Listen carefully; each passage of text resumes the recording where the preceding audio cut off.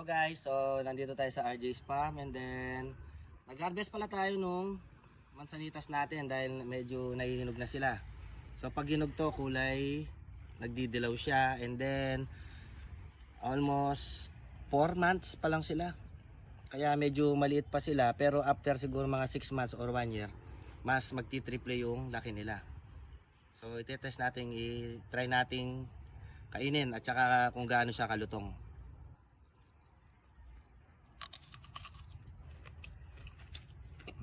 Tamis na.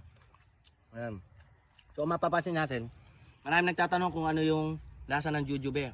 Bali kung masasabi natin ang jujube, combination ng apple tsaka peras. Masabaw siya.